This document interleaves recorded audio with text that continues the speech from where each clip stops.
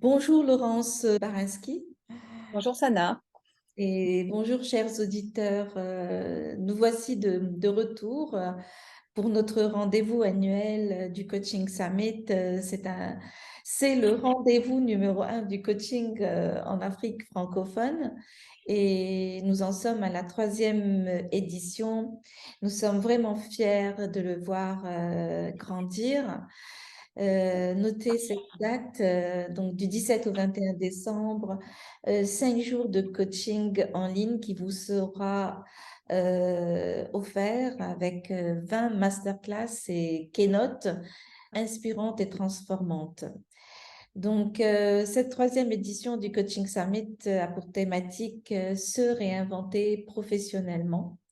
Et Coaching News Magazine continue sa mission pour accompagner les professionnels dans leur développement de soi, pour plus d'épanouissement et de réussite. Avec moi aujourd'hui, Laurence Paransky, qui est coach de dirigeants. Elle est consultante, organisatrice d'événements autour du thème de la conscience, entre autres réussir le passage. Elle est aussi auteure. Son approche est holistique et son axe de travail se concentre beaucoup sur la reliance. Est-ce bien ça, cher ami? C'est parfait, merci pour cette présentation. Et donc, merci Laurence d'avoir accepté de rejoindre le panel des speakers pour cette troisième édition du Coaching Summit.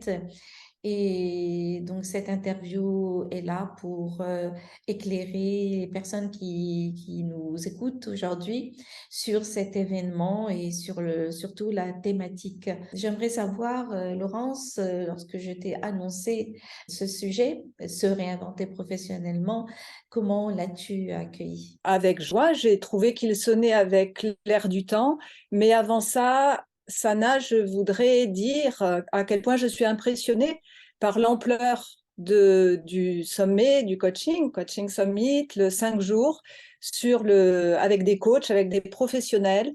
Bravo d'organiser cet événement et de permettre au plus grand nombre de mieux comprendre ce qu'est le coaching, qui est une démarche d'accompagnement particulière.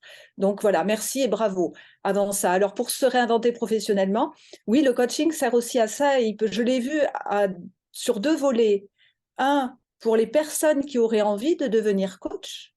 Et là, elles auront un panorama des différentes approches du coaching. Et si on a envie, quand on a envie de changer soi-même de voie professionnelle, c'est important de pouvoir se renseigner, d'être au contact de professionnels. Et le coaching en lui-même qui sert à se réinventer professionnellement. C'est une des missions, des vocations, des raisons d'être du coaching. Donc j'ai trouvé que c'était très juste. Et pourquoi j'ai dit dans l'air du temps? Parce qu'on est nombreux aujourd'hui à se réinventer, à sortir des autoroutes professionnelles et à tracer des chemins de traverse ou des sentiers, des routes intermédiaires. Voilà, il y a une diversification des professionnels qui se fait. Mhm. Cet événement s'adresse non seulement aux professionnels du coaching, mais surtout à tous les professionnels de tout horizon, que vous soyez dirigeant, manager, en profession libérale, entrepreneur, voulant vous reconvertir professionnellement, en transition. Donc, c'est à toutes ces personnes que nous souhaitons offrir des outils, des méthodes, des techniques issues du monde du coaching. Pourrais-tu nous parler brièvement de ta future intervention pendant ce sommet? Oui, lorsque tu m'as contacté, Sana, nous avons réfléchi à l'axe de mon intervention par rapport à se réinventer professionnellement. Et j'ai proposé un thème qui est oser la reliance intérieure et extérieure. En fait, c'est cette idée d'extériorité et d'intériorité, les deux ensemble, est un thème sur lequel je m'investis à travers du travail de recherche, de communication et professionnellement. J'avais l'habitude de dire depuis au moins 20 ans, mais le temps passe, bientôt je vais dire depuis 30 ans. Donc, c'est cette idée. Alors, moi, dans mon jargon à moi, je l'appelle TP-TS. C'est un acronyme. TP pour transformation personnelle, TS pour transformation sociale. On peut aussi dire TP-TC. TP, transformation personnelle, et le TC, c'est la transformation collective. Mais ça veut dire quoi? Ça veut dire que le je, le personnel et le nous, le social ou le collectif, sont intimement liés. Nous faisons partie d'un système et le système est notre unité.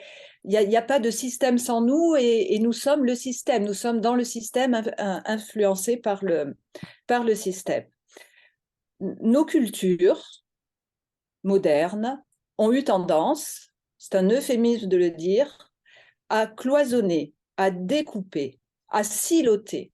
Et nous voyons le monde comme si nous étions séparés, comme si tout était séparé, comme à tel point qu'on a pu se déplacer, se déconnecter du vivant. Dans le vivant, tout est relié. Il n'y a pas je suis un peu en vie ou pas en vie. C'est je suis en vie, enfin c'est je suis en vie, la vie, elle est une, elle est reliée. Et ce que nous avons à réapprendre, et c'est ça l'axe de ma recherche, c'est à réinvestir ce vivant. Réinvestir le vivant, ça veut dire quoi? Ça veut dire réinvestir la reliance en nous.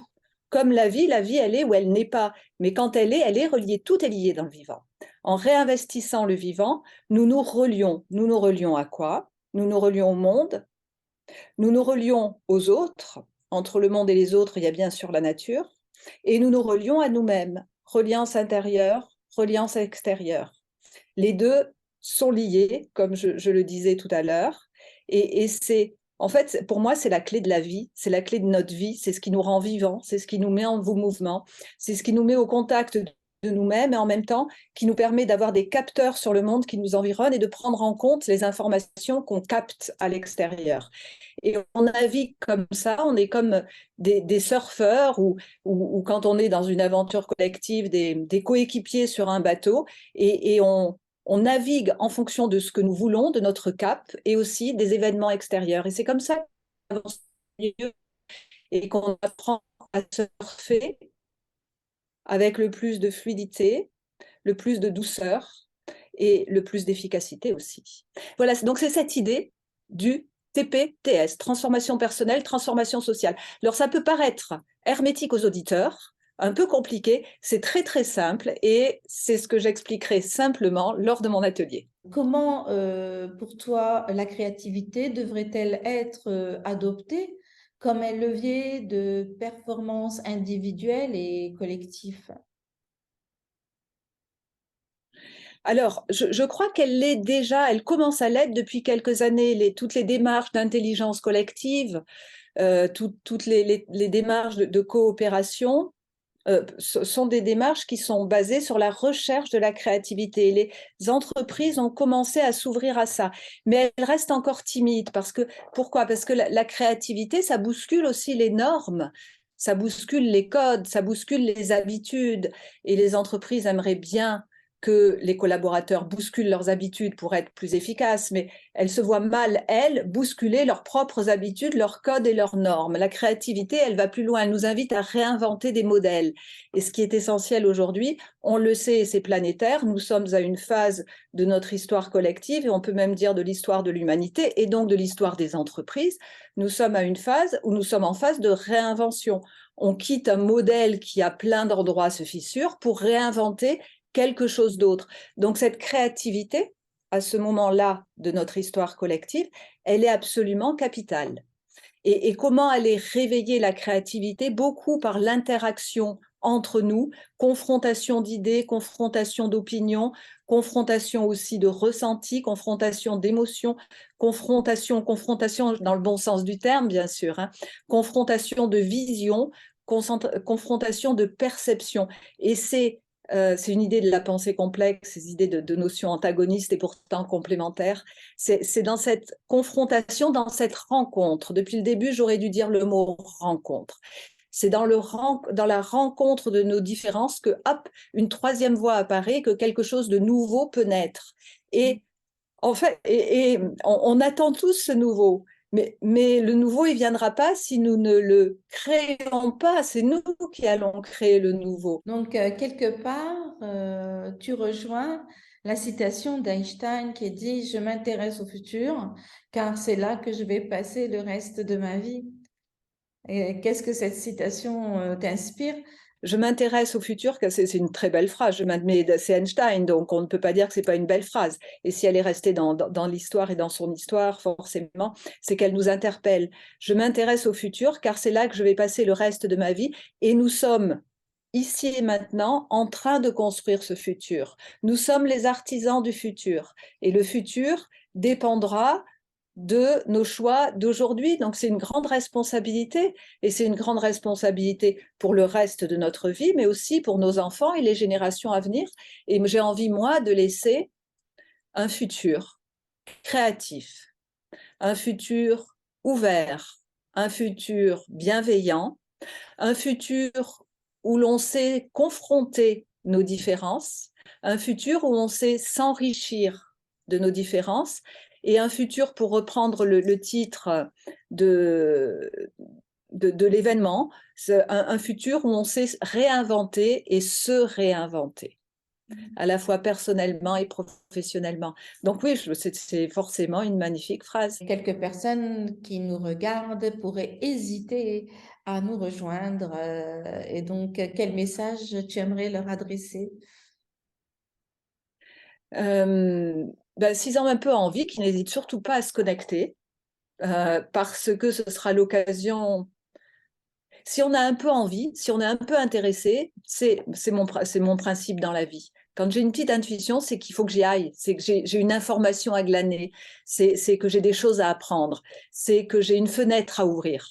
Donc, si on a un peu envie, si on est un peu interloqué, interpellé, ben, l'idée, c'est de venir, de se connecter, en plus avec des personnes dont le seul objectif, sous ta houlette et coordonnés par toi, qui auront envie de partager leur passion, de partager leur centre d'intérêt, de partager leurs compétences. Donc, on est bien dans le partage pour grandir ensemble, pour s'enrichir ensemble, pour apprendre ensemble. La seule chose, c'est venez, connectez-vous. D'abord, vous risquez rien et vous risquez que des belles choses, vous risquez que des cadeaux à l'approche de Noël, c'est bien. Oui, merveilleuse façon d'accueillir la nouvelle année, de se préparer à quelque chose de différent et de continuer à sa propre évolution et l'évolution du système automatiquement, parce que lorsque nous évoluons, nous faisons évoluer les autres et le monde. Et alors, on a parlé de créativité. Et aujourd'hui, qu'est-ce qui, selon toi, bloque l'innovation dans certaines entreprises? C'est les habitudes individuelles et collectives. Importance de réinterroger nos habitudes. C'est les croyances, ce que l'on croit. Le coaching invite à sa manière, hein, et quelle que soit l'approche des coachs, invite à nous faire travailler sur nos croyances. Les croyances, c'est comme une vision du monde, comme une paire de lunettes qui nous fait voir les choses d'une certaine manière. Travailler sur les croyances, c'est une invitation à changer de paire de lunettes, à changer de grille de lecture du monde.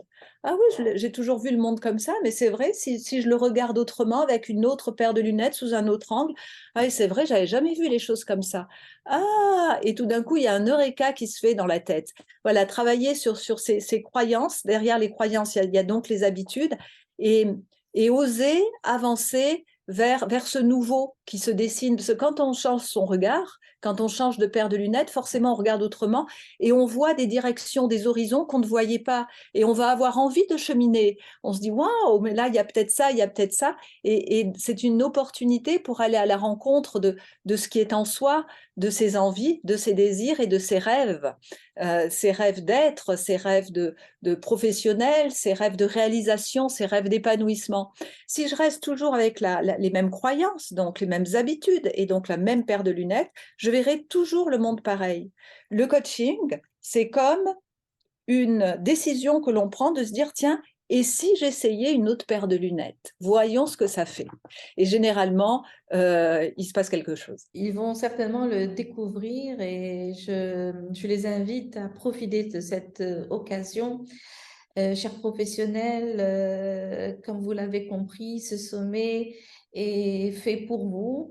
Rejoignez-nous. Il suffit de vous inscrire sur le site www.coachingsummit.ma. Invitez aussi vos amis et soyez nombreux au rendez-vous. Nous vous attendons du 17 au 21 décembre 2022 pour vous souhaiter une merveilleuse année 2023. Merci Laurence. Merci Sana, merci à tout le monde.